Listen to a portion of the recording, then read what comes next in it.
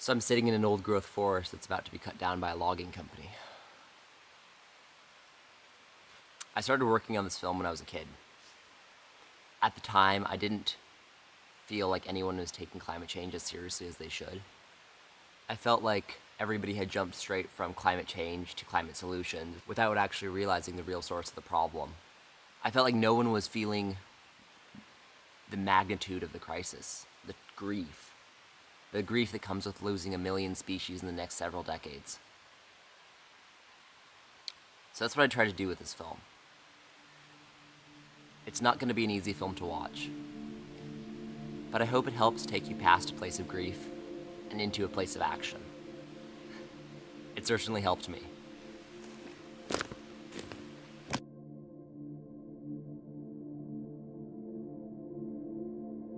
So today the air quality in Bangkok is so bad that you shouldn't even go outside.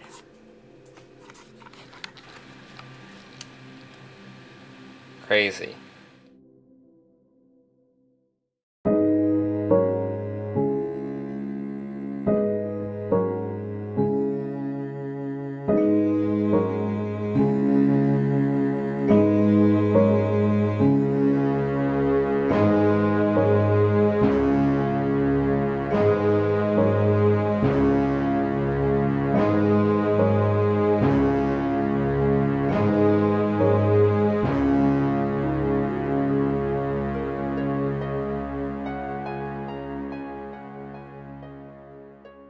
My name is Joshua. I'm that guy in the tree. I'm from the Pacific Northwest, but I grew up living in 7 different countries all around the world. This film is my quest to figure out what me and my generation should do in the face of ecological collapse. It started when I was 15 years old, when the United Nations released a report entitled Global Warming of 1.5 Degrees. In it, the United Nations Intergovernmental Panel on Climate Change told the world that we had 12 years to avoid catastrophic climate change. That report was a wake-up call. I dropped out of high school in 9th grade and decided to become a climate activist.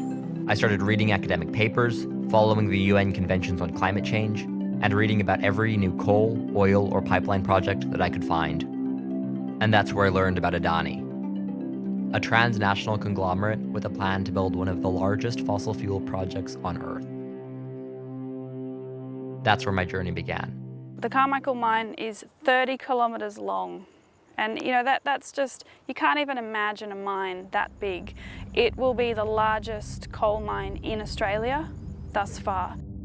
At a time when organisations like the Intergovernmental Panel on Climate Change are warning that Australia and the world need to transition away from burning coal, this mine would enable 8 other mega mines in the Galilee Basin to go ahead. The concern is that if Adani's rail line gets built, that changes the financial implications for the other mines in the Galilee Basin. It makes them a lot more profitable and it makes them a much more certain bet for investors. It is a keystone in this project. Without the Adani mine, then none of the other projects will go ahead. It is crucial that we stop the Adani mine, otherwise we'll see a proliferation of other mines in the Galilee Basin. If built, the Carmichael mine would be constructed on the traditional territory of the Wangan and Jangalingu peoples. They would be basically raping our mother. That's how we see it. And that's why we're saying no means no. The mine would be built only kilometers away from the Dumbabala Springs, a sacred desert oasis that is the only source of naturally occurring water on their territory. The coal pits would be hundreds of meters deep, and the Wangan Jangalingu Family Council fear that as the aquifer drains into the mine site, the oasis would completely disappear. They're the last untouched ancient springs in the world. In the world. Like, okay. Yeah. It's you don't really want to think too hard because it hurts. Well, this would clearly be Australia's contribution to a climate bomb. The emissions from the Carmichael coal mine would equal that of, say, a country like Malaysia if they were operating at their maximum capacity. Every single day, this government is focused on jobs and growth. Every single day, This government is trying to ensure that our country is open for business. This is coal. Don't be afraid. Don't be scared. The Treasurer knows the rule on crops. It's coal.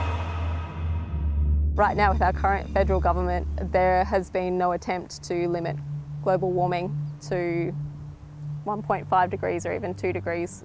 Commitments under the Paris Agreement have not been taken seriously by our current government. And I think that if things don't change, we're on a pretty bad path.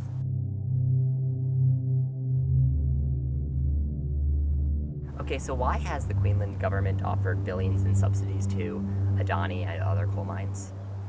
That's a really good question. My response here was, and this wasn't my words, but my response to that from, my boss, was you keep asking good questions. I don't have the answers. You need to ask people in the government. It's like we can spend day in and day out and go, why the hell are they making these decisions? And we don't know. We just go, okay, the corporations are driving their policies, and multinational corporations are paying for policy. So that's my opinion, not a representation of Sea Shepherd.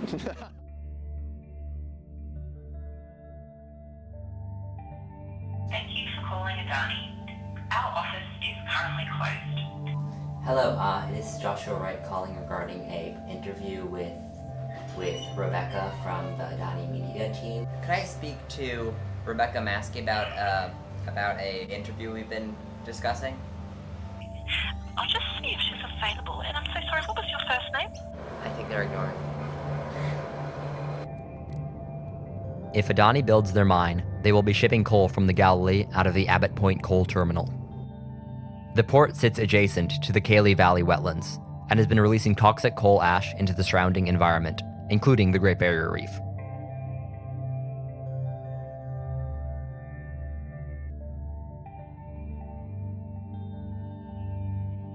As part of Operation Reef Defence, the Steve Irwin and its crew made our way up the east coast of Australia, and our final destination on Operation Reef Defence was at Abbott Point, where Adani have existing infrastructure to facilitate the extraction and exploitation of the Galilee Basin.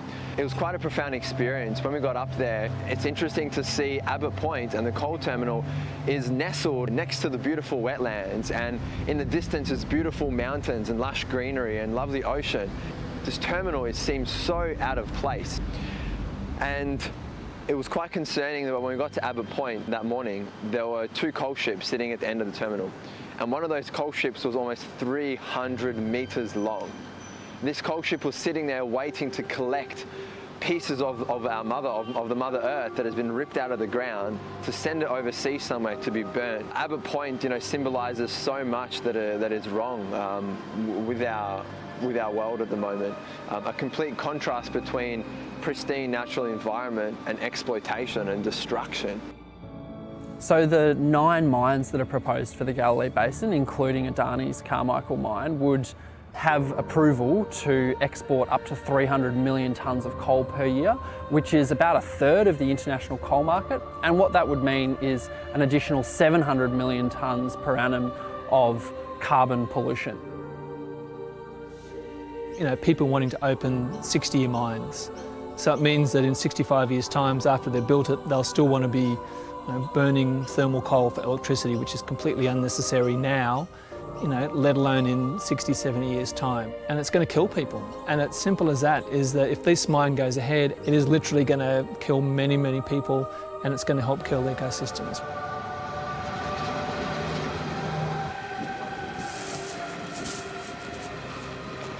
On our 4th day in Queensland, we met up with a group of local activists and drove out into the bush to meet a farmer who spent a decade fighting to prevent a coal company from mining beneath a creek that runs through his property. The moment we stepped out of the car, Gary Reed started talking. How long have you been fighting to protect the creek, Gary? 8 years. 8 years, $280,000, 7 court hearings. Betrayed by every political party and every department of the state and the federal government in the end analysis. Well, I've inherited my dad's farm, but not long after I inherited it, this proposal to divert this creek came up. And that's when I thought, no, they can't do that. Gary took us to where the company had diverted Coral Creek around the coal deposit and showed us a sapling of a threatened tree called the black iron box that once grew in the creek. The company here, Q Coal, made donations to the National Party, and the National Party got elected. And they actually had one of their executives helping to write environmental policy for the government.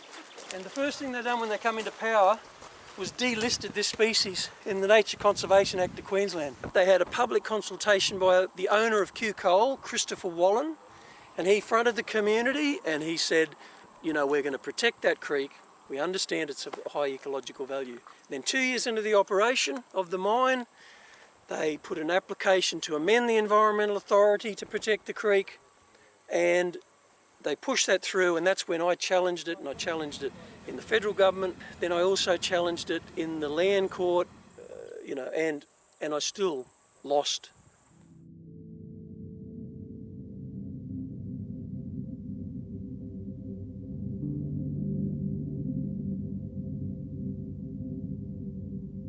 Really makes you very, very angry. You know, they're just masters of spin and getting off the hook. And so we never thought that they'd go ahead with this. You know, and the fact that they basically broke their promise to the community to protect that creek. Mining companies make a lot of promises. Adani has made a lot of promises. But the next place we visited was a town where all of the coal industry's commitments rang hollow. I'm Aileen Harrison, and I live beside the mine. We retired in 1997, built our house in 1998, and by 1999, New Hope had bought the rights to mine at Acland.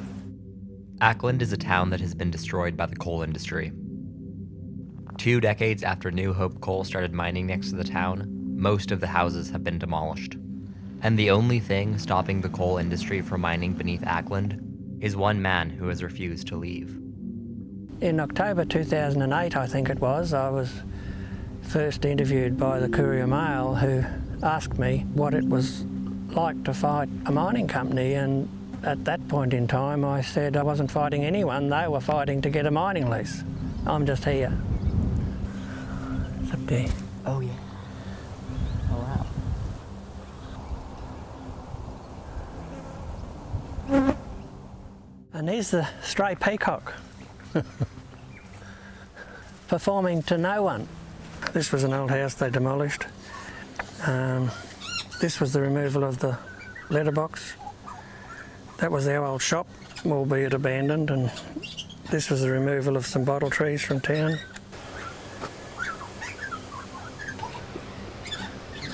This is blasting.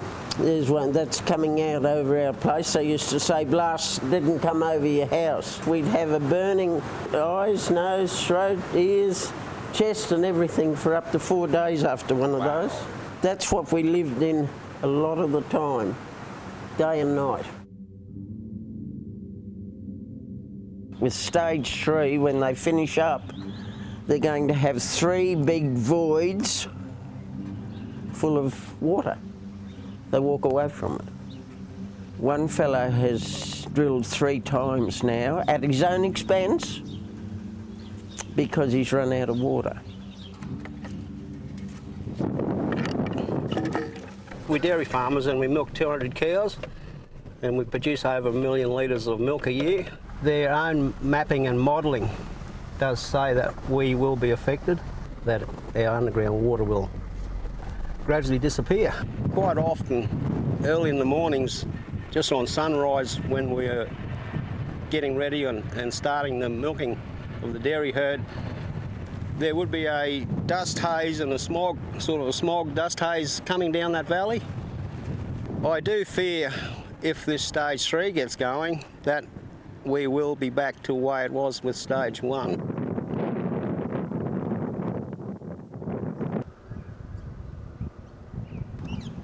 All that's left of Acland are street signs. a derelict schoolhouse, and a World War II memorial. Fossil fuel companies like portraying themselves as community members, but clearly they're not.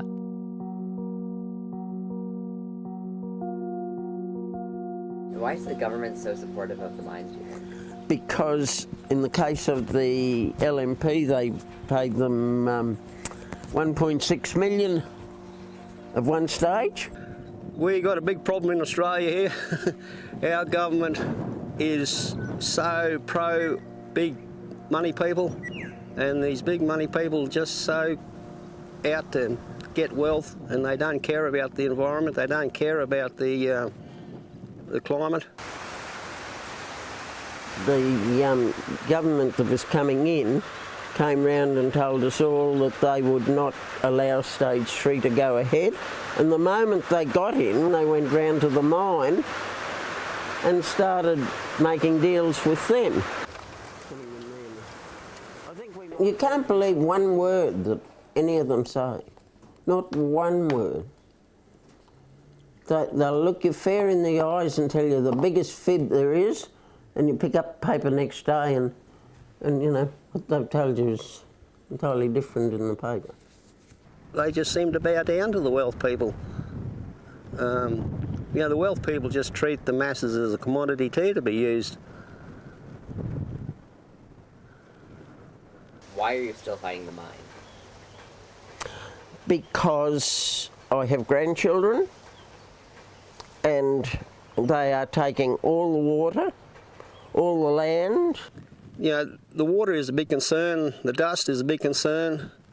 A lot of people are concerned about the noise, but my greatest concern for me is what is the scene going to look like when my grandkids get to my age? I do believe that global warming and climate change is real, and it is already happening.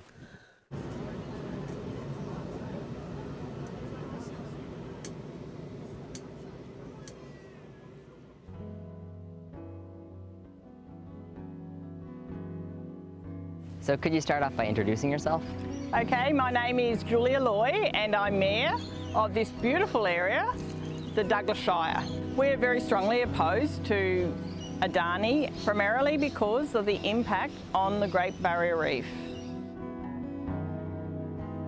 It's so rewarding being able to take someone for a dive for the first time in their life. When they come up, they've got a huge smile on their face and they're just like, oh my goodness, that was the most amazing thing I've ever done in my life. And they do that every day, even after the bleaching. They're still amazed by how beautiful the reef is. 80% of our local economy is based on tourism.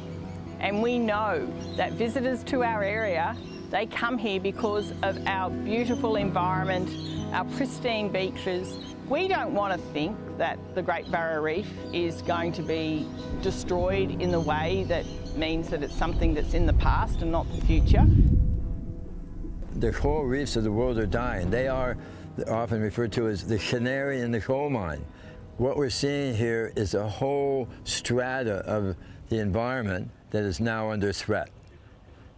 In the last 2 years, we've seen half of the corals in the Great Barrier Reef die as a result of these very severe bleaching events in 2016 and 2017.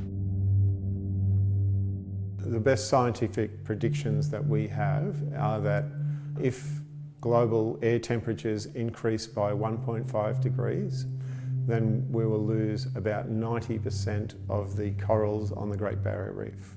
So that, you know, is game over for the Great Barrier Reef. You know, I guess the Adani coal mine really is a bit of a line in the sand for myself personally, and I think for Australians. The mine really represents our want to move to renewables. I think Australia as a population knows that we should be doing it quicker. And the fact that our government still keeps doing everything they can to support the Adani mine going ahead is almost a kick in the teeth, because you've got, on one hand, the two largest single bleaching events on the Great Barrier Reef ever in 2016 and 2017, while at the same time they're pushing for the coal mine. You can't have both. Hopefully it will open some people's eyes, the death of the Great Barrier Reef. But right now, all we're seeing is a little bit of a surge in tourism because people want to see it before it dies. Around the world, you've seen already the ice melting, the kelp forest dying, the forest fires, now the barrier reef. This is, potentially a line of dominoes that's about to spill over, and we've been given the warnings now. These are global warnings, and it's time we listen. I'm starting to feel guilty for the world we'll be passing on to our children. Even at only 2 degrees of warming, the world will experience up to 9 meters of sea level rise. Much of North Africa and the Middle East will become uninhabitable, and wildfires will consume the American West. The Australian Department of Defense predicts mass societal collapse in the 2050s. I'll be 47 years old.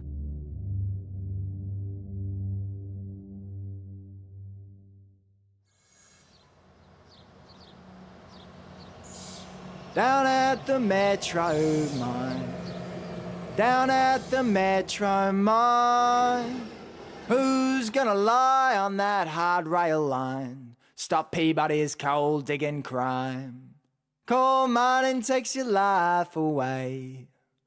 It's a dead-end job, I say. Get dust on your lung, get a cold blackened tongue, and a dead planet back with your pay. Who's got a padlock and chain? Who's got a padlock and chain? Locking on tight to that coal train tonight. Tell me who's got a padlock and chain? We have had people express their concerns to politicians. We've had people walk the streets. We've challenged it through the land and environment courts. All of the legal options to say no to this mine have been exhausted. Someone like myself, who's 23, I'm not, if I was to go into politics, it would take me 25 years, and that's why I haven't got that much time. I'm not going to wait around while someone else decides whether I have the right to determine the health of the planet. Got a padlock and chain now? Who's got a padlock and chain? Well, tell me now. Locking on tight to that coal train tonight. Tell me who's got a padlock and chain? Not only would it be a massive mine itself, one of the other licenses in the galley is almost 3 times as big as the Carmichael mine. I got to explore the Great Barrier Reef as a young kid. It was beautiful, and it actually makes me really sad. I have a 3-year-old brother, and I know that he's not going to grow up in the same world that I got to grow up in. I wouldn't be doing this if I thought all hope was lost, but I do think we have a pretty narrow window of time. Your university degree can wait, your other things, they can wait. The world we're going to create when we actually confront the fossil fuel industry with enough numbers is going to be a very nice world to live in. Rolling. Could you start off by introducing yourself? I'm Sadie, and I'm an activist with Frontline Action on Coal. So how are you feeling? Pretty stoked, but also kind of nervous. I think it's probably all going to happen very, very fast, and before you know it, I'll be up there, and then it's just a waiting game. Just really keen to take a stand today.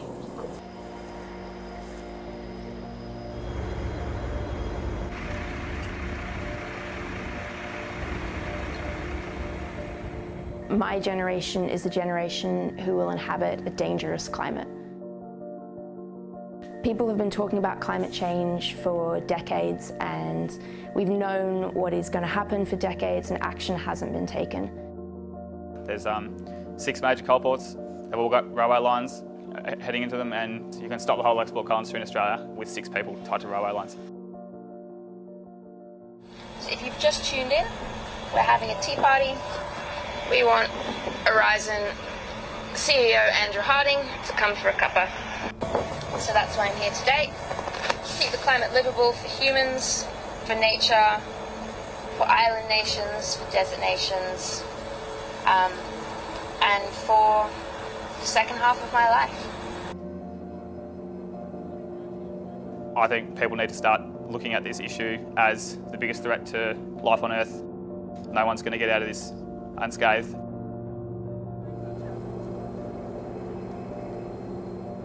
We have 12 years to transition away from fossil fuels.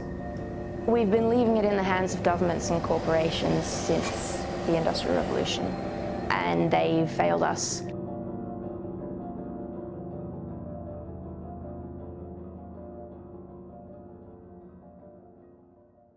We're going to win. We'll win. People are good, you know, and they're going to come and everyone's going to stand up for what's right eventually, you know. People right now might not think it's the right thing to do, but when people start dying and human rights are taken away, like, people are going to start standing up and we will win. There will come a time when the skeptics will start waking up and coal won't be worth a thing. The fire rating danger for parts of central Queensland has now been raised to the highest level in the state's history. If your family lives there, give them a call right now. Tell them to get out. Tell them to get to safety. Days after we left Australia, Queensland was hit by record-breaking wildfires, quickly followed by some of the worst flooding in the state's history. And days after we finished filming, Adani Australia had an announcement to make. We do not require a cent of state or federal funding. We will stand alone. We are standing on our own 2 feet. We've secured finance. We are starting the mine. If the approval comes through this week, how quickly will you start? Very next day. Very next day? Yes, very next day. Construction can now begin on Adani's megamine, with the controversial project given a big tick of approval by the Queensland government. The company expects to begin mining within 2 years.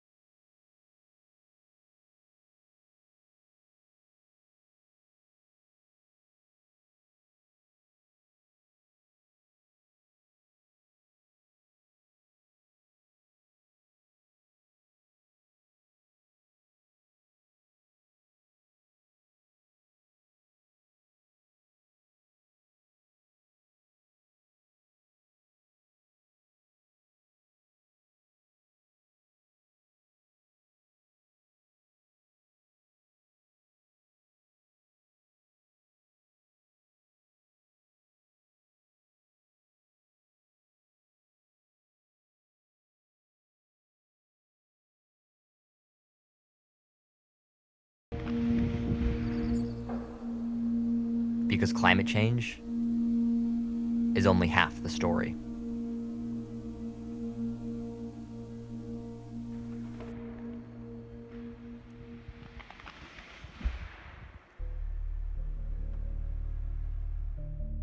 The Tongass rainforest of southeast Alaska is the most intact temperate rainforest in the world.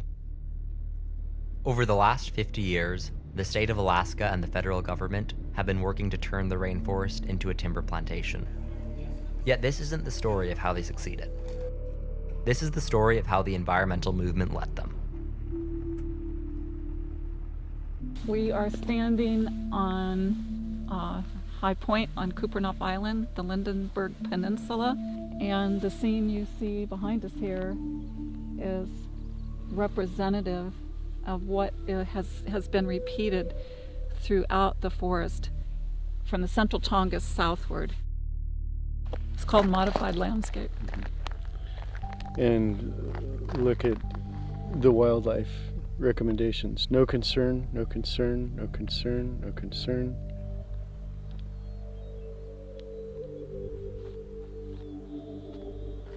David Beebe and Rebecca Knight are part of a group fighting to end industrial timber sales in the Tongass National Forest.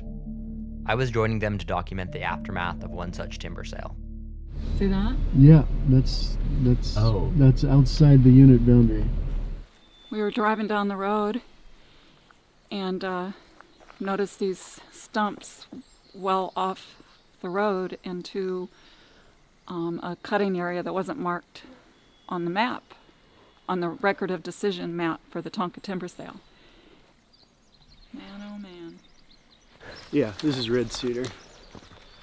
Well, these are really close annular rings. 1, 2, 3, 4.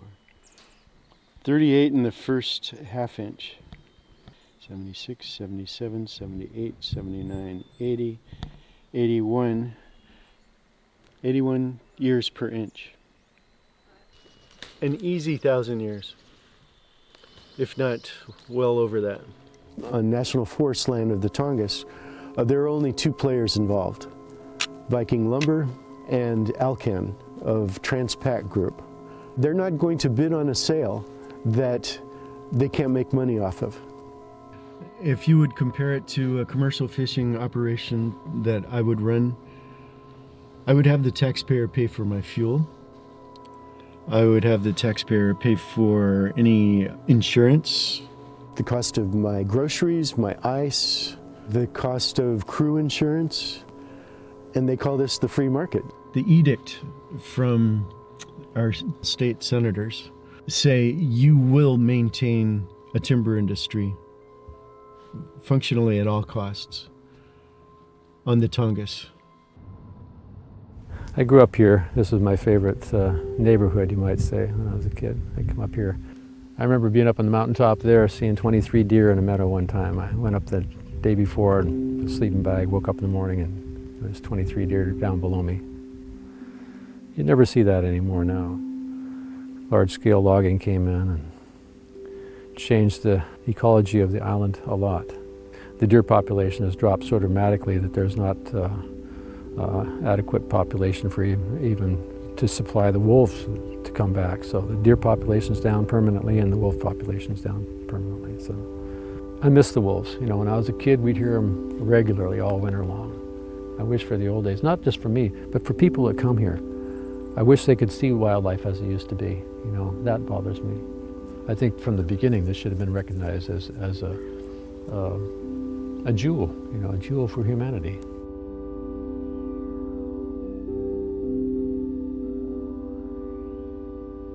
Just a few days ago, I attended a public meeting for the Central Tongass project, which is really a timber sale. People started going up to the testimony table, and there was a polycom sitting on the table. People were under the impression that their testimony was being recorded. After about 40 minutes of testimony, I raised my hand and said, "Is that recording?"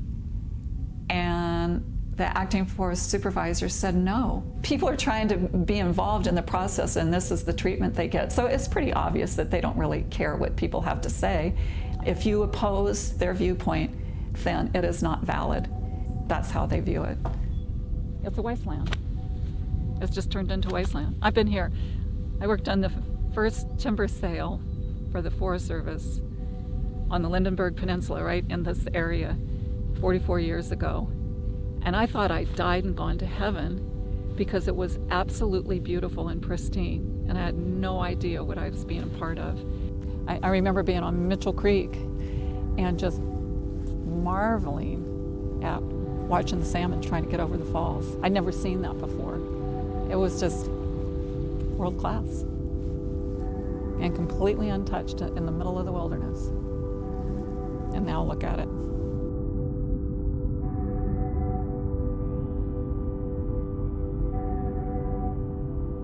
I look at a clear cut and the stumps remind me of gravestones.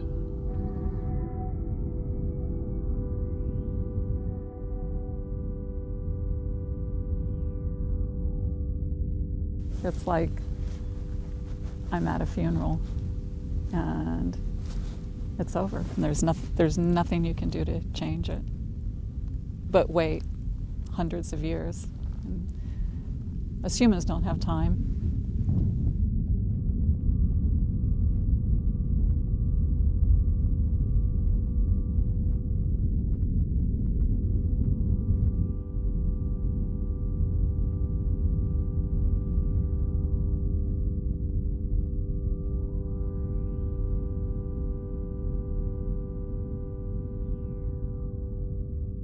After my experience in Australia, the government's betrayal of the Tongass did not surprise me.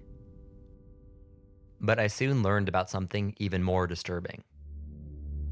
I learned that the Tonga timber sale had been supported by the Southeast Alaska Conservation Council, an NGO claiming to be the environmental watchdog of the Tongass. That's where the real story began. SEAC endorsed the Tonga timber sale and said it should be a working forest. The Tonga sale or project area should be a quote-unquote working forest. Working forest means logging, clear cut, loss of habitat. There's a public face to these organizations and there's a private face, and the private face was make it a working forest because we've got some deals to cut.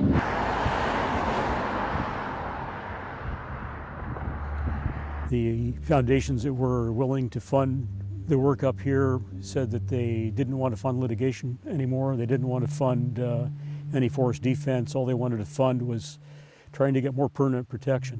What came out of this was what was called the Permanent Protection Plan. These groups wanted to try to protect another 4 million acres of the Tongass, most of which was not threatened by anything at all. And the question is, how do you get 4 million acres of more protection in an area that already has millions and millions of acres of protection? Well, the only way you can do that is to throw other areas under the bus. This came to a head when a native timber company called Sealaska started lobbying to exchange their marginal timberlands for some of the best stands of old-growth forests on the Tongass. The Southeast Alaska Conservation Council actually supported the legislation, which gave 70,000 acres of public forests to a timber company.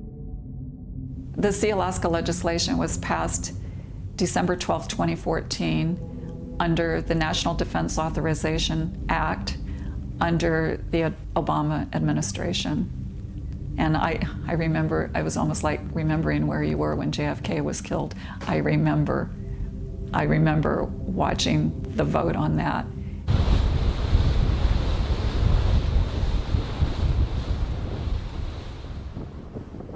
I met a local pilot who volunteered to take me out to one of the areas that was privatized.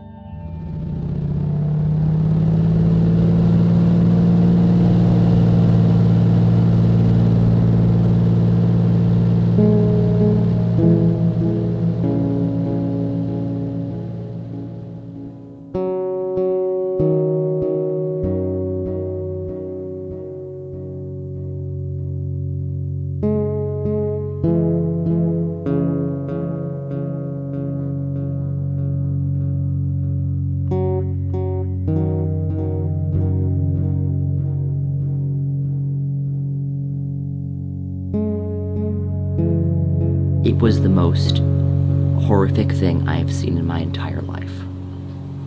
I heard that there are 60,000 invertebrates in a single footprint in the Tongass. 60,000. How many footprints do you think that clear cut was? How many invertebrates lived in those soils? Those soils that are now pouring into salmon streams and poisoning the water. 1 trillion?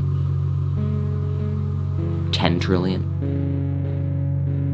You think someone is fighting for what's right, but then you see Southeast Alaska Conservation Council working with Sealaska, and they're supposed to be the good guys.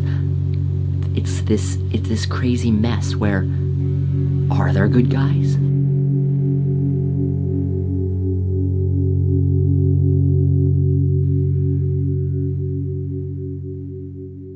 They like to use terms, the Tlingit terms, and then they'll wear the fanciest of regalia and identify themselves to the land, and you know, we're stewards of the land. This is what they claim, Sealaska does. At the same time, they're exploiting everything they can. So they're not us.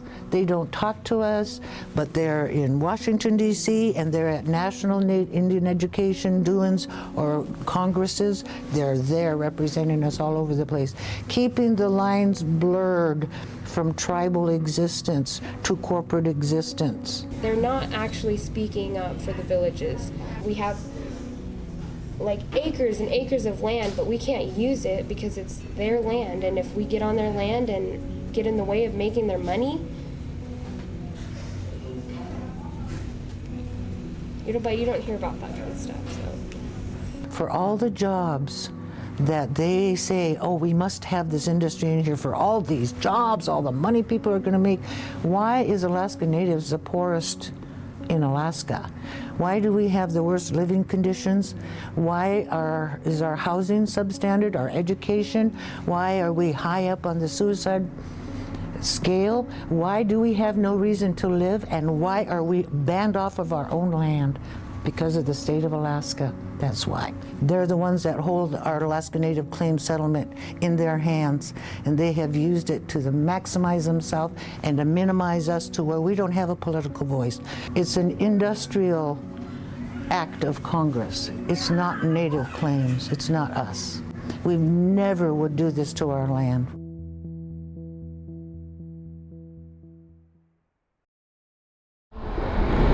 I was too. Right. Vegetarian soup, anyway. Right. Excellent. Hello. Well, Okay. thank you. Be safe. I'm comfortable with being fully exposed as a rather disorganized fellow.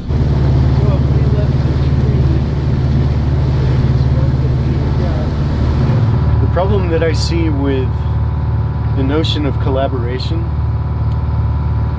is that it presumes that if we just tweak the dials on business as usual, we can have our cake and eat it too. And I think it was Einstein that said, you can't solve a problem with the same mindset that created the problem.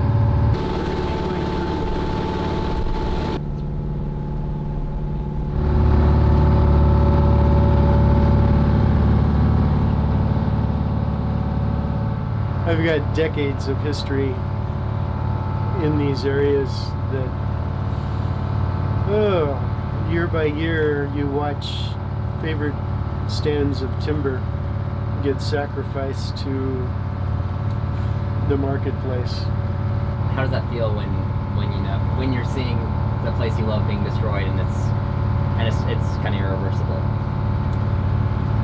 There is a tremendous sense of loss, and I think to a certain extent a sense of guilt for having tried and failed against a system that is so fundamentally biased. Yeah, there's a sense of guilt that despite our best efforts, we lost.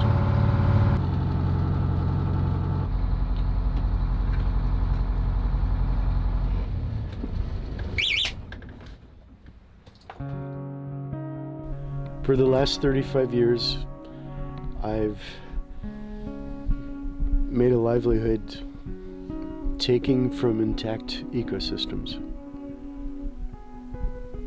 And the other half of the year, I feel obligated to give back to the integrity of those intact ecosystems.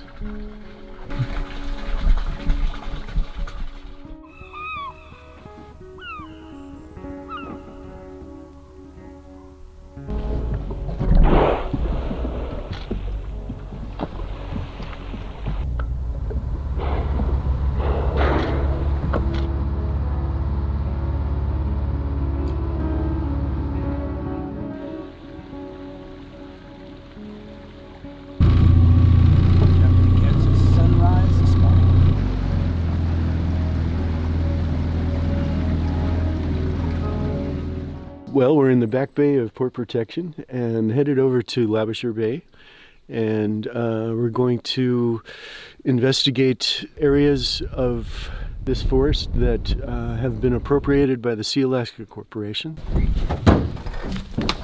And how much did Sea Alaska select here? 9,000 acres. Wow. So everything that direction is Sea Alaska.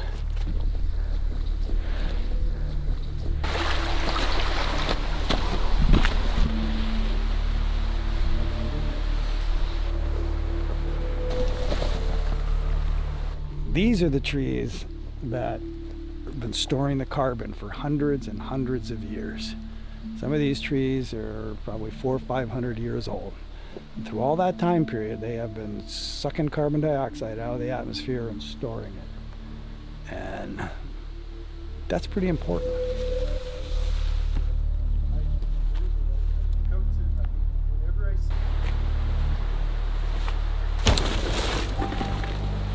This might be hard to capture on a camera, but the sense of, peace and well-being you get from being in this forest, it's kind of hard to describe.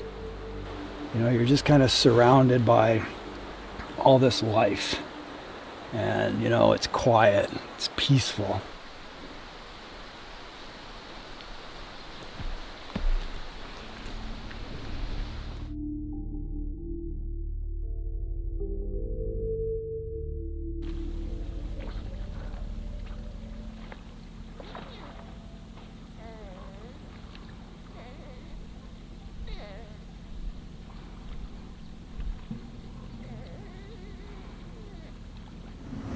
How do you feel about fighting for the Tongass? What's your motivation? What's it like for you doing it? It's frustrating, and I would really, really love to not have to do it. Love it if we just had our peace. Peace in our land, on our land. That would be the ultimate goal. But we're so far away from it, I don't think I'll ever see it in my lifetime. It's a perfect storm right now of the industry's attempt to get at the best of the rest timber. There's about 60,000 acres at imminent risk right now. The Prince of Wales Landscape Level Analysis, and I call it its sister timber sale, the Central Tongass project. And then we have the so-called landless legislation. So-called landless natives from 5 communities in Petersburg, Wrangell, Ketchikan, Haines, and Teneke will be allowed to select 23,000 acres apiece or 115,000 acres. And if history's any guide, the large majority of that will end up being clear-cut.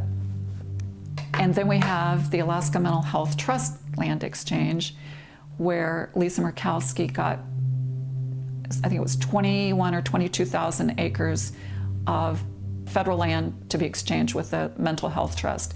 People are probably pretty confused. The Mental Health Trust, what does that have to do with logging? Well, that's how they fund their programs. Their timber division logs, and they export in the round right out of the country. A portion of that is going to be at an area called Lease Lakes. There was already a 4,000 acre clear cut to the nubbin, and now directly adjacent to that, they got 8,000 acres. So there'll be 12,000 acres that have been clear cut.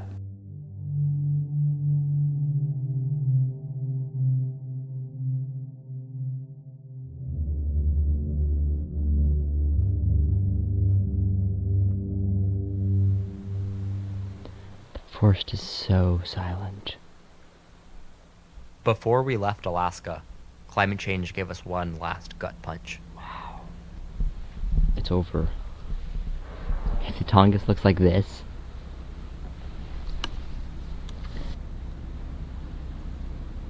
then it's over. Holy hell. The hot, dry summer had weakened the rainforest and allowed a small bug called the hemlock sawfly to flourish. In some areas, 3 out of every 4 trees were dead.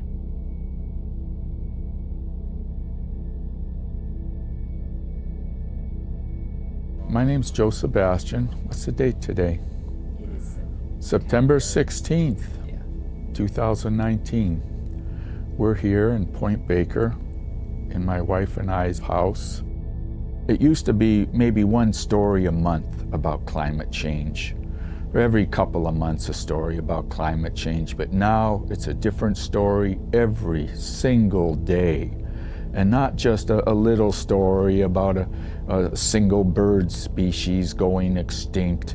It's a story about Antarctic ice sheet breaking in half, or on the Greenland ice sheet, rivers pouring off the ice sheet and waterfalls.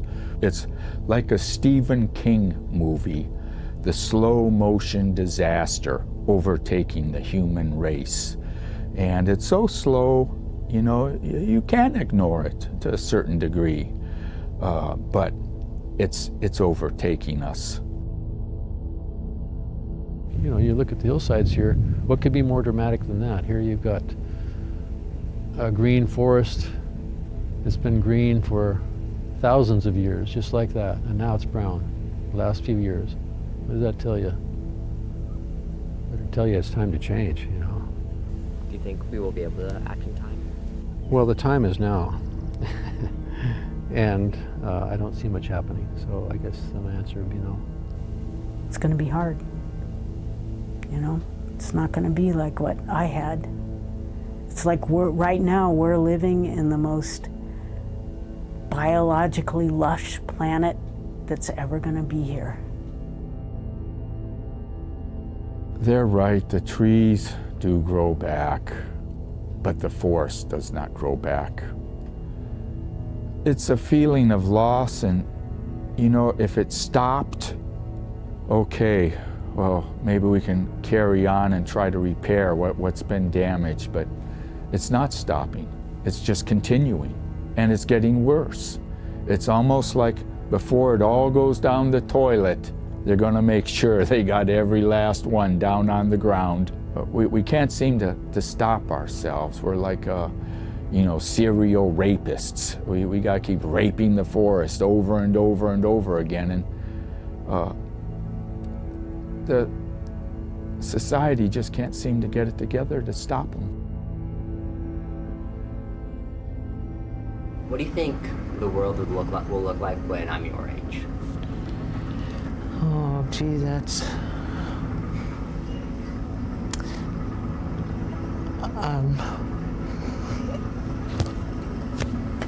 all I could say is I'm sorry.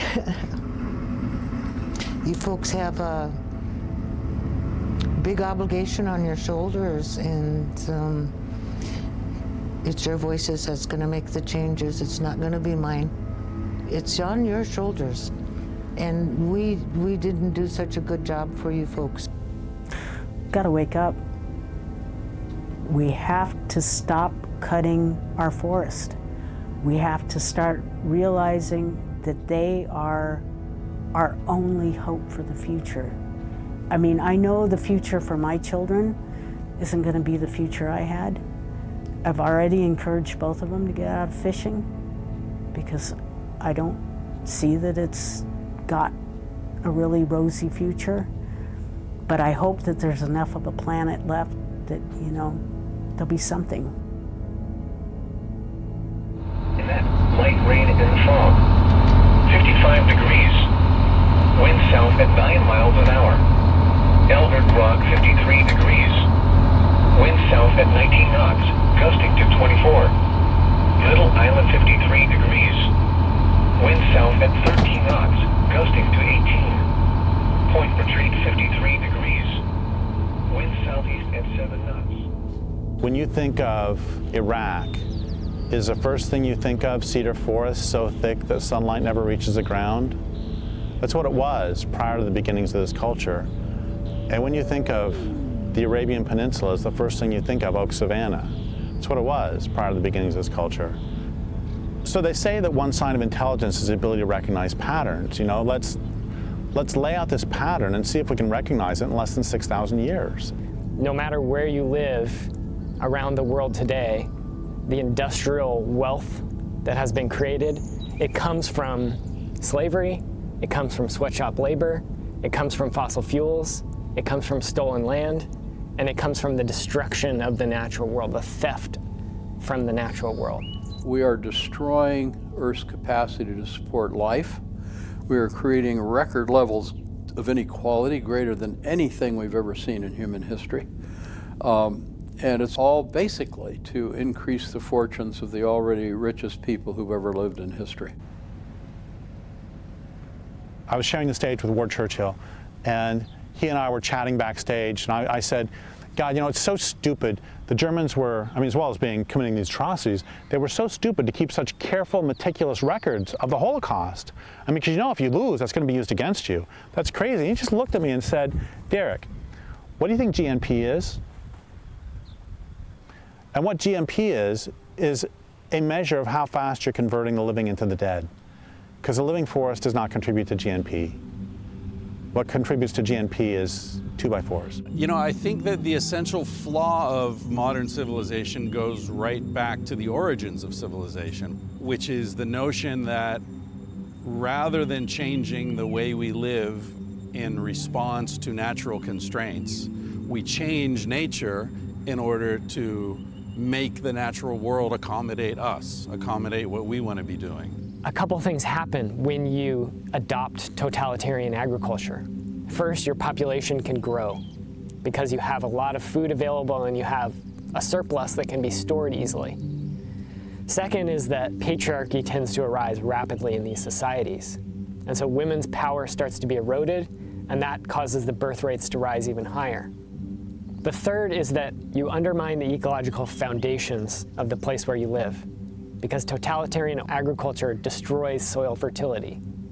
And when that happens, you can either accept a collapse and change your ways, or you can go somewhere else and you can take their land. And you can destroy that land and turn it to agriculture and grow your empire even bigger. A central value of civilization is that the continuation of civilization itself is more important than anything else on Earth. Anything else in the universe. It's more important than the lives of passenger pigeons. It's more important than the lives of forests. It's more important than the lives of human beings. All you have to do is say, yes, you can have the salmon. I'll get my ice cream. I'll get my open heart surgery. I'll get my life-saving drugs. In exchange, I will give you the oceans. I will give you everything else you want. And I will give you my life too. I will give you the hours of my days. I will work for you. But just give me my MTV. If you go back into deep human history, actually before history, you know, we lived as tribes. So we lived deep in community. They were in constant contact with life, with the earth. Now, as we've gone through history, and you know, the deepest changes have come, you know, just within the last 20 or 30 years. But what we're finding now is that a major part of the populations are people that live in single-person apartments. They don't necessarily know anybody else in their apartment building. They may be dependent on 2 or 3 jobs spread miles apart. We actually live our lives disconnected from people and nature. Life basically loses all meaning, all purpose, all the sort of caring for one another. So then the advertising tells us, if you want to find meaning and satisfaction in life, you need our product. And the products, of course, are made to become obsolete or to break down.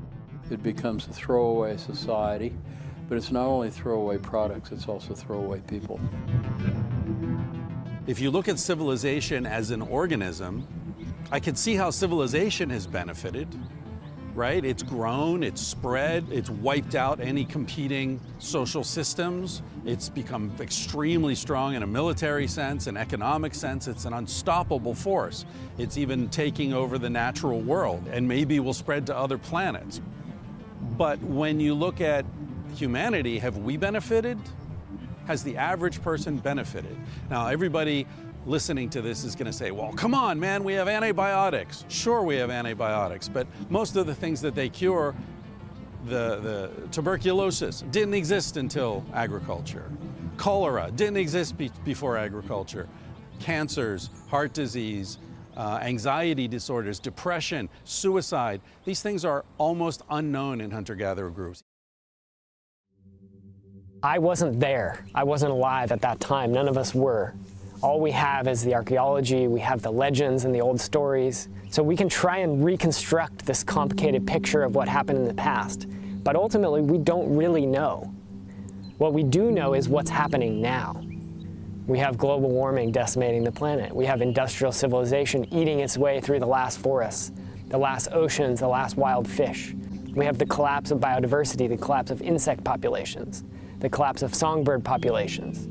We have the collapse of plankton populations, the foundation of life in the oceans, and the source of most of the oxygen that we breathe. And their populations are collapsing because of industrial civilization, because of the activities of this culture.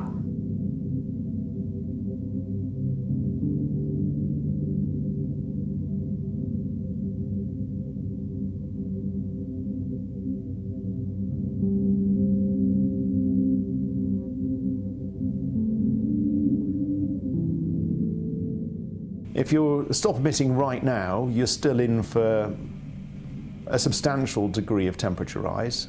It's hard to model, but we probably would manage to stay probably just about below 2 degrees. Now bear in mind that the 1.5 degree target that everyone talks about is nonsense. There's not a hope in hell that we're going to stay below 1.5 degrees, because that puts us on RCP 2.5, and that means that we have to cap our CO2 in the atmosphere at 421 parts per million, and we're already at 419, and we're going up by 3 a year. So that we're not going to stop at less than 1.5 degrees. And even if we thought we could, bear in mind that we've only got commitment to the Paris deal for 18% of the required reduction in CO2 emissions. So you're going way, way beyond that. Let's just suppose magically people acted now and we could cap ourselves to less than 2 degrees. Just see what you've got with 1 degree. I think the thing that is often been said is that people don't understand the power of the exponential, that all the changes that are happening are exponentially increasing. So it's not that you're getting a linear increase in anything. Everything is accelerating.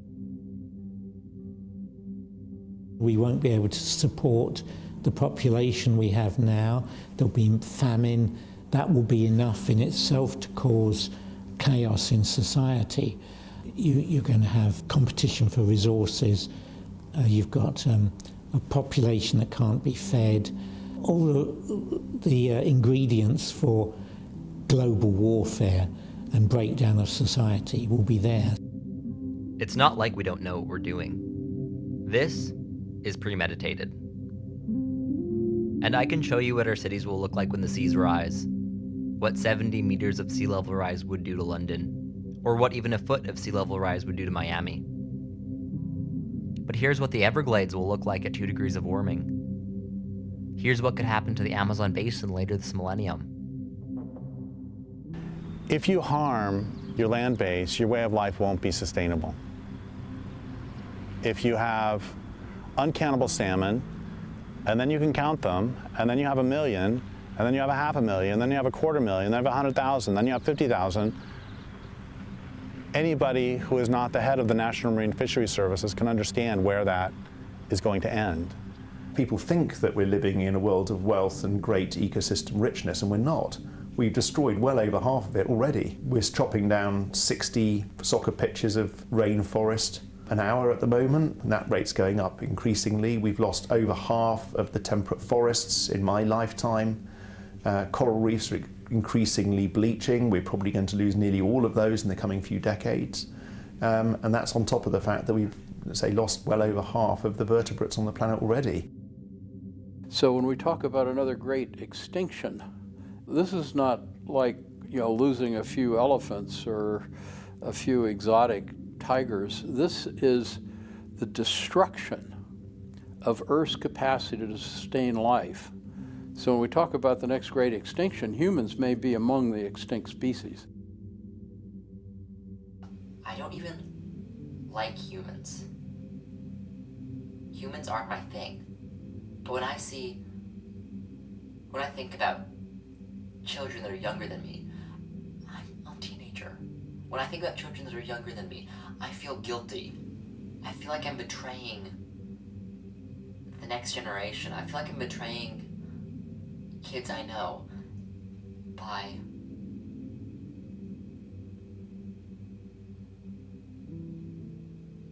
living in a world where the climate is changing. In the biblical story of Noah's Ark, God promised Noah that he would never again flood the lands. As it turns out, it wasn't God we had to worry about. We have flooded the world with a sea of industry, and all that's left now are islands, specks of life on a wasted landscape.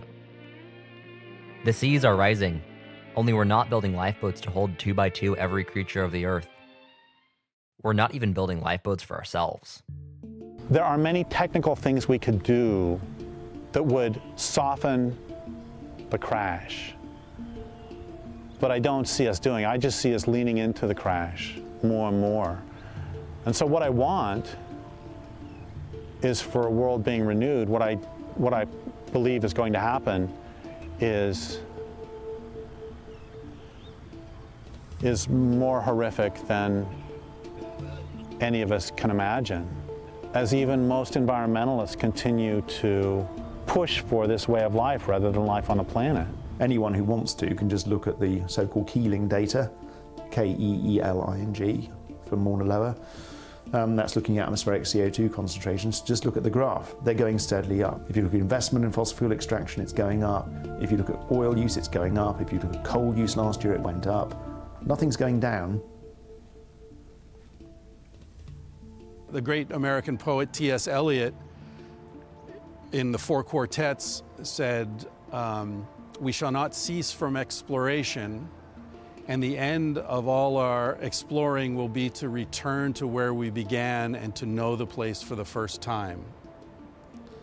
So that's what I hope happens. Are you optimistic? No.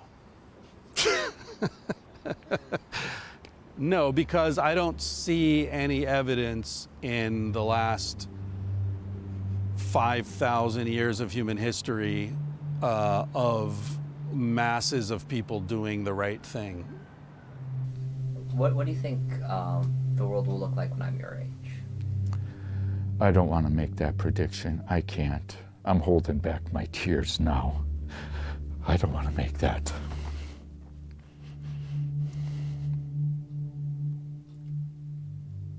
Thank you.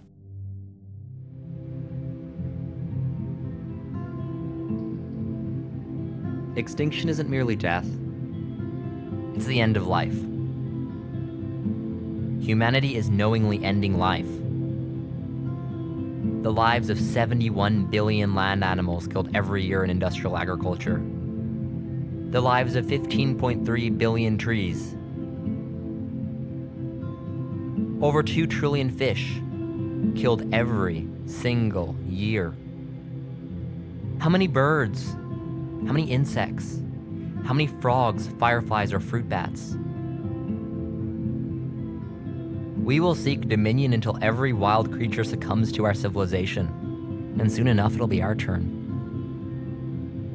Because we cannot undo what we have done. Our civilization will fall, and the natural world will fall with it. All that's left now is for us to say goodbye.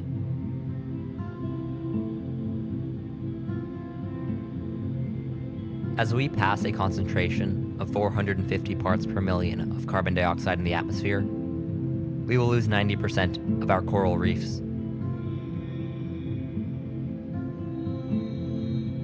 By 2030, tigers will only live in zoos, and extinction will loom for the African elephant. By 2050, lions will go extinct in the wild. Deserts will expand and the Amazon rainforest will disappear. Chimpanzees, bonobos, and orangutans will go extinct. And by the end of the 21st century, humans will be the last of the great apes. One by one, almost every creature alive today will go extinct. And only after they do, once humanity has had a chance to look back on itself and realize what we've done, may we have the decency to follow in their footsteps. We will have created a silent spring. We will have ended the Holocene and cut the largest, most biodiverse branches off of the tree of life. The world will eventually heal, but it will never recover what we destroyed.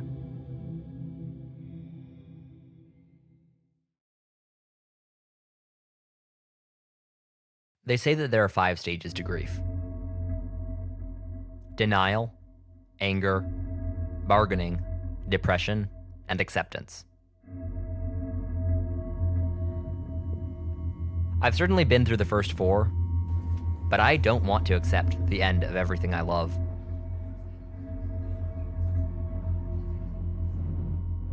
Basically, social collapse means 2 things, which is men getting slaughtered in war and women getting raped. Those are the 2 headline phenomenon, as you might say, in the context of starvation.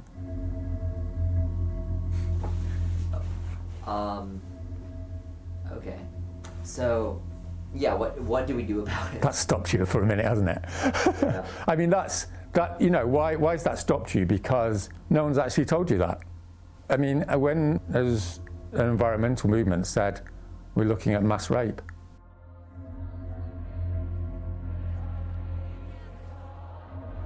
So we went and did this occupation of Greenpeace. And it was all very lovey-dovey, you know, we weren't giving Greenpeace, you know, and saying their shits or anything.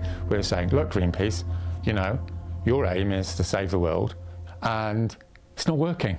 No disrespect, but it's not working. And we went to talk to the chief executive and his head strategist, and we had this conversation. And the head strategist, or the main strategist, said, basically what Greenpeace is doing is manage defeat. So he's a great guy, I really like him, and one of the reasons I like him is because he's being honest. It's like, it's just not going to happen using the methodologies of the last 30 years, and he's honest enough to know that. But the other side of that is what does that managed defeat actually mean? What it actually means is a massive act of immorality, which is to facilitate the genocide of the next generation. You know, to facilitate the ecocide of the natural world.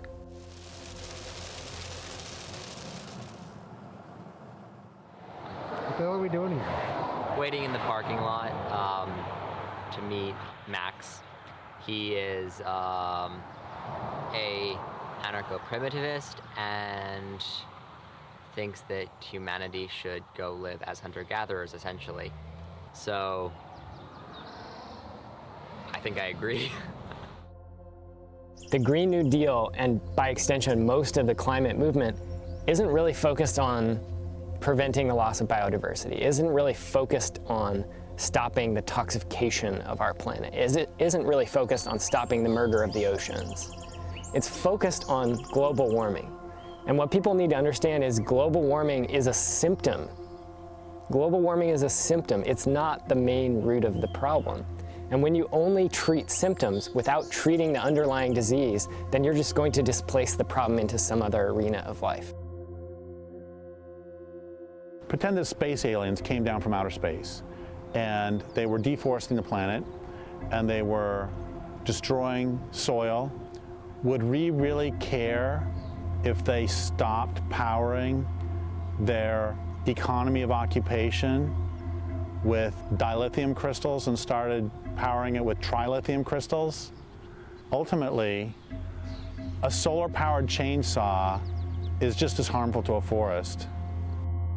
The idea that we can simply repower this industrial civilization with a different energy source and that the problems will be solved is a fantasy. It's insane. Because what has this culture done with energy? It has used it to destroy. It has used it to exploit. It has used it to grow. You know, we see these numbers of birds that wind turbines kill. We see advocates throw them out there like, oh, it's such a small amount. Well, at the same time, they can turn around and argue that we want to increase the amount of wind power by a factor of 100. There are certain bird and bat species which, even based on the wind energy that's installed right now, those species may be driven to extinction simply because of wind energy. So these are the compromises that we make when we say that we need power, we need energy, we want more. More for our machines, more for our factories, more for our stores. So go back to medieval times? No. go back to pre-medieval times, pre-agrarian times, when we were just another animal. You know, years ago, I helped organize a conference in California, and one of the speakers there was Chief Kayleen Sisk of the Winnemem-Wintu tribe. She grew up very poor. She grew up without electricity. And up on stage that day, she said, people forget electricity is a convenience. We don't need this. And people need to recognize that. This is just the straight up truth. We don't need industrial-sized amounts of energy. We don't need industrial amounts of electricity. We just don't. And if you want that, then you set yourself against the living planet. It's said that power corrupts. That power can make a person do terrible things. Things that no sane human being would ever do. If we transitioned to renewables, we would need to expand mining at an unprecedented scale. We would need to develop every known copper resource and expand mining into the deep seas to search for rare earth minerals. We would continue mining metallurgical coal. And this mining boom is becoming one of the largest threats to biodiversity in history.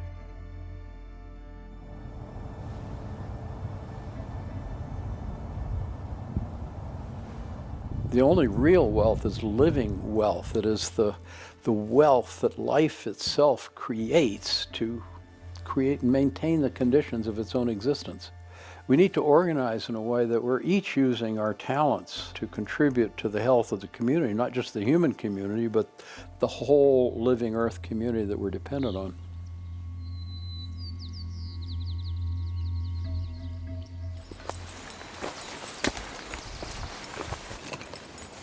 Right now we're in Green Diamond's private timberlands, right next to the 101 in northern Humboldt County. This is Yurok land. We're standing below a tree village. There's 5 trees tied together, and so with tree sits and aerial traverses, we're protecting the remaining trees slated to be cut on this hillside. This is supposed to be a clear cut, and it would be a clear cut if we hadn't been here for the last 2 months living in the trees. Well, we started this tree sit right when the shelter-in-place order hit Humboldt, and it feels like there's this complex web of issues surrounding it where logging is considered essential business because it's within the agricultural sector, but we question whether deforestation is essential, both during COVID and also during the much more deadly climate crisis that's upon us. Yeah, well, this is the kitchen and the bathroom and the bedroom, and we got a bunch of water. I'm sprouting lentils. We're currently on rent strike. We're not paying rent to Green Diamond, who supposedly own this land, because we don't believe in private property. As you can see back here, this is a network of the roads on Green Diamond's property. They own a massive amount of land in this area, and it's just a patchwork of clear cuts. And their plan across their ownership, across all 3 states, including here, is just to annihilate patches of forest on 45-year rotation, so nothing will be left untouched. This is the South Fork of McNeil Creek, and we're visiting a timber harvest plan that Green Diamond has filed and gotten approved, but they haven't started logging yet. So our hope is tie a bunch of these trees together and to be occupying them before the date that they're allowed to start cutting. We're in one of the units adjacent to the land that we're defending in the Sarai village. My comrade is girthing a tree to put a new line in so that we can create a tree village to defend this land.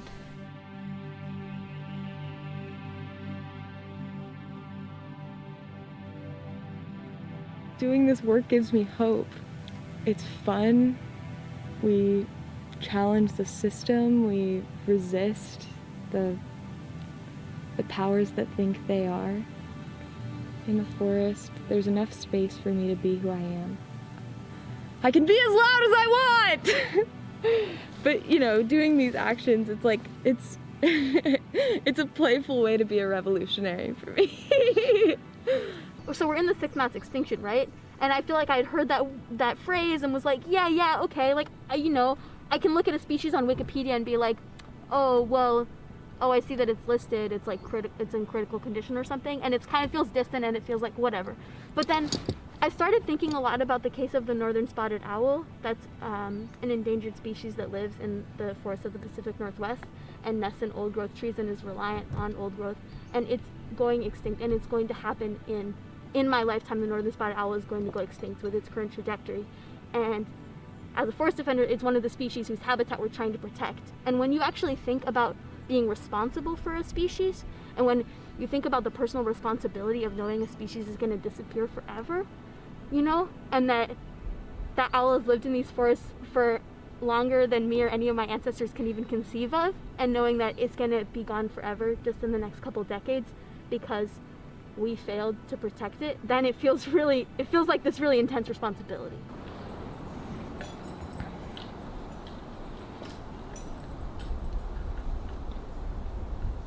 The great responsibility is knowing what we could do to stop it and hoping that we have the people power to do that. Yeah, it feels like we have a big summer ahead of us, and I'm really happy to be a part of it. It feels grandiose to say this, but I hope to work towards a moratorium on industrial logging during the climate crisis, which basically means forever. An end to industrial logging, dare I say.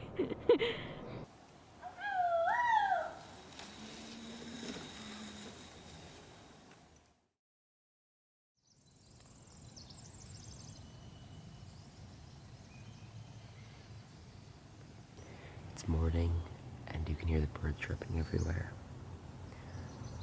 And I just noticed that in the clear cut, some of the trees are sprouting.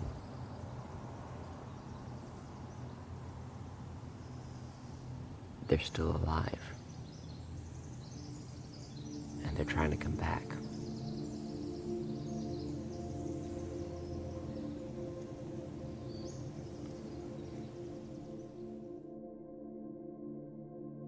After spending a few days in the tree village, we headed south to the Mattole Valley, which is the site of the longest-running civil disobedience campaign in the country.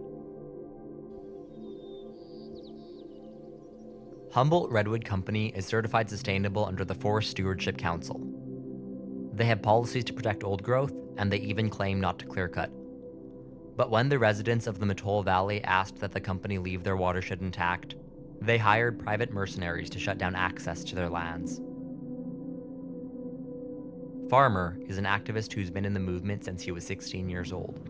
I'm rolling. Okay, hey, yeah, so we're on our way to Rattlesnake Creek. Rattlesnake Creek is the part of the Mattole watershed that Humboldt Redwood Company is currently logging and building roads in. We need to show people what's going on out there because it's really hard to get there, and right now they have paramilitary security guards that are scaring people away, and the world just needs to know that Humboldt Redwood Company isn't what they say they are. We're good. Thank you. Okay.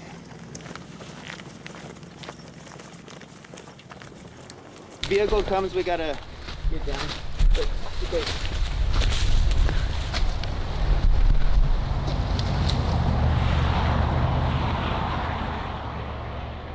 There's multiple areas of unlogged forest out in the Rainbow Ridge area of the Mattole. Last year, Humboldt Redwood Company completed some of their logging plans that we'd been blockading for several years, and now they're logging another place on Rainbow Ridge. It's a 500-acre logging plan, and they just plan to keep on going along like this. On top of logging, Humboldt Redwood Company has been using pesticides to convert the natural deciduous forests of the Mattole into timber plantations growing only Douglas fir. We're close enough now that we can hear a lot of the destruction happening, a lot of chainsaws and heavy machinery, log trucks, and the cable yarder, which is the machine that they drag the trees up the mountainside with.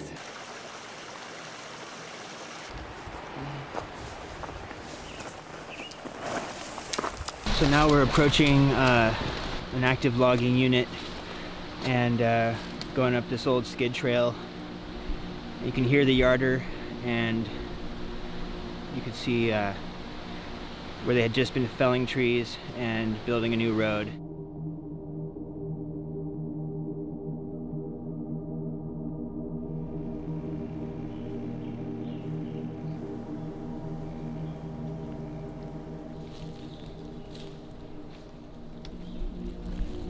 When there's a forest at threat and you know that you might be able to do something about it and can actually see that you're keeping the forest standing, it's hard to stop. And it's hard to not start. It's hard to sit by and watch. So right now they're working on a road about 100 feet away from us. And these two huge madrones are in the path of a proposed road. So we're afraid that any day now, any minute even, timber fallers could come down here and just drop these trees.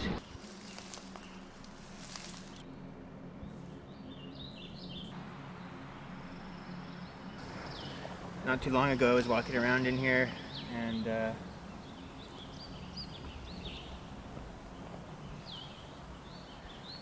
it's just right there still. There's still just a nice healthy wild forest right there. And back there, like, just trash it.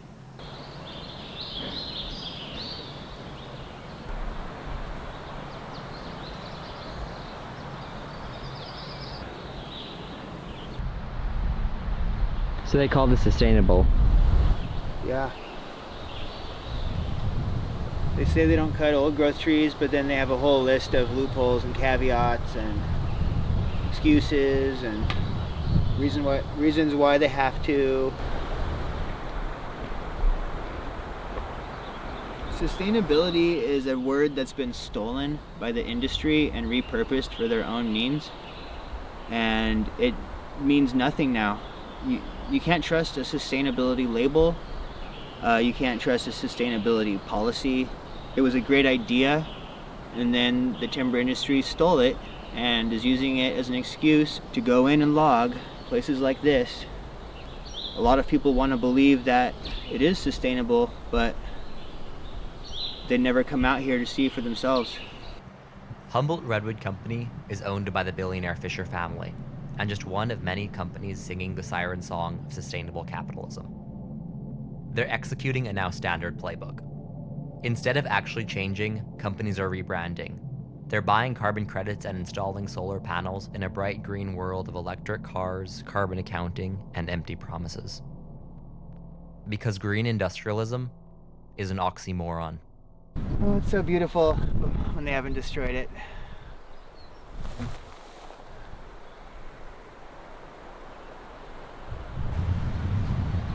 They're natural grasslands.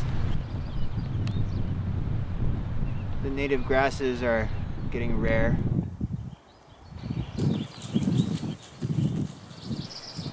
What's going to happen to this forest that we've been walking through?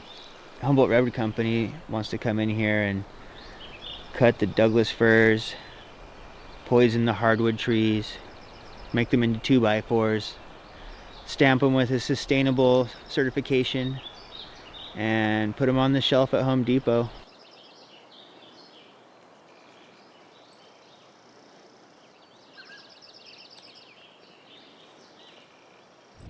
Hey, Paul!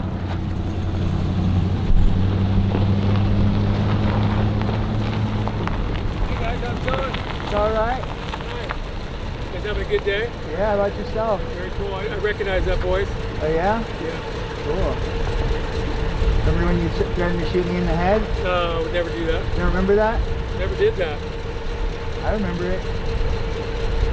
Remember when you told me we'll see how it feels when the sleep deprivation and dehydration kicks in? No, I don't. No, you don't. Maybe you should get your memory checked out, bud. I got a good memory, you guys. I don't think so.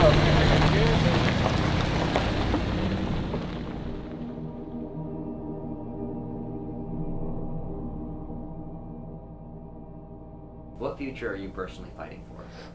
What does that future look like? Yeah, I'm, assuming that there is. Yeah, well, you're falling back into your utilitarian sort of disempowerment framing mode with that question, you see. So, that's often the last question of an interview is, what's your vision, right? What are we trying to create here? That's not the question here. The question is, what is it to be human now, in my life, today, right? When this interview is broadcast, like 99% of the kids or the people that watch it won't do anything, right? But the 1% of people that watch this video, and they know who they are, They are the people who have that existential possibility to save the world. To get where we need to go, essentially everything has to change. If you ask me, do we have the time to make that change? My answer is absolutely not. We face the imperative to do the impossible and to do it instantly. That's our dilemma. If you say that this is the end time, a lot of people will say, oh gosh, they've been saying that for thousands of years, and they thought that Revelation was just around the corner. The difference is that we are in the midst of an environmental apocalypse. And it's pretty horrifying, but also, what an opportunity. What an opportunity to do the right thing. After we finished filming on Rainbow Ridge, we accompanied Farmer to make one last stop at HRC's mill off of Highway 101. We pulled over and sent up the drone.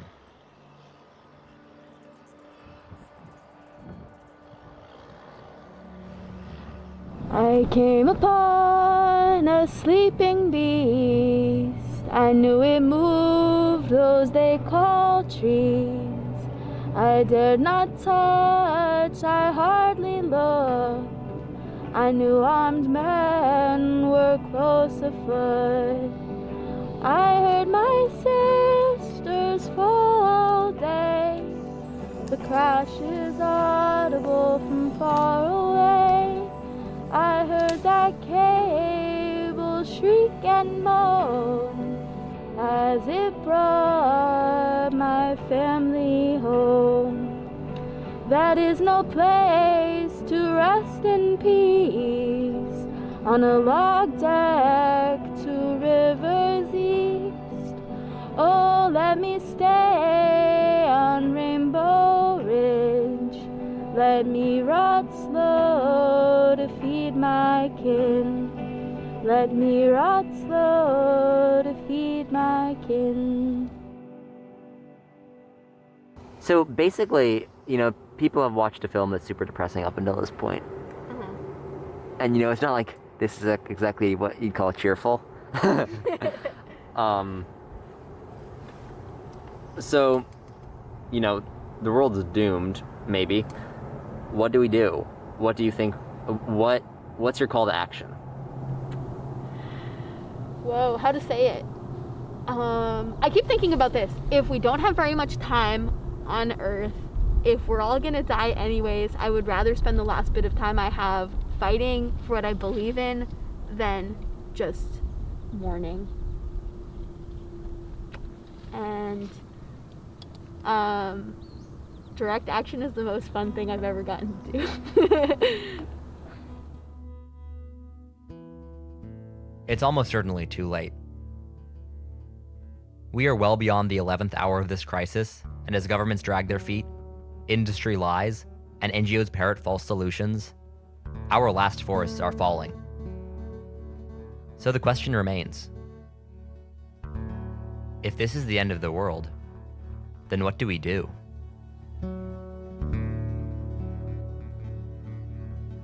After the Rwandan genocide, researchers wanted to know how it was that the majority of people allowed a small minority to commit mass murder.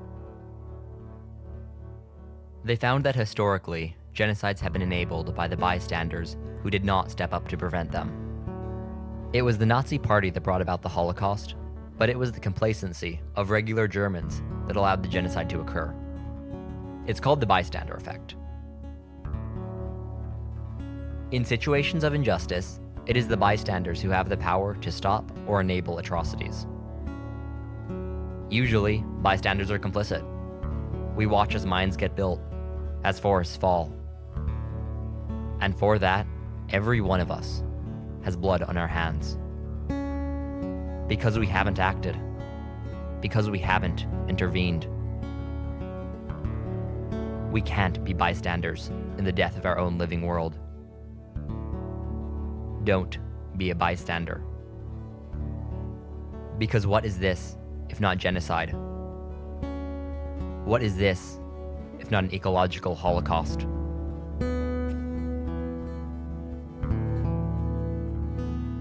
I started this film when I was 14 years old. I'm 18 now, and things are continuing to get worse. Carbon dioxide emissions have gone up, and the Adani mine broke ground. And through this journey, I've discovered where my loyalties lie. They lie with the living world. With the world that we've spent 10,000 years destroying. I don't have all the answers, but I do know this. We need to realize that it's not simply fossil fuels, or capitalism, or population growth destroying the world. It's our entire civilization. Our entire culture based off of growth, domination, colonialism, human supremacism, and greed. And that if we want to change anything, we'll have to abandon it. I'm already dreaming of a world full of wilderness, of a wild humanity, of the beauty and kindness that could exist in a post-industrial world. A world free of oppression, one of clean air, of landscapes so pure that you could drink from every stream. I'm dreaming of oceans full of fish, of bison stampeding across the Great Plains, and of forests so vast they seem endless. And I hope with every fiber of my being for that world. But we also need to realize that we are late in the game. Too late. And that world is all but impossible. We need to act because good people act against evil, whether or not the odds are in their favor. Every one of us must dedicate our lives to save every species, every woodland, coral reef, and peat bog, to save every twig on the tree of life. We must work to bring down the old world and create a new one. One of compassion. One full of birdsong, of clean skies and wild abundance. And if every one of us fights like hell, it'll take a miracle. But that, if anything, is Eden's last chance.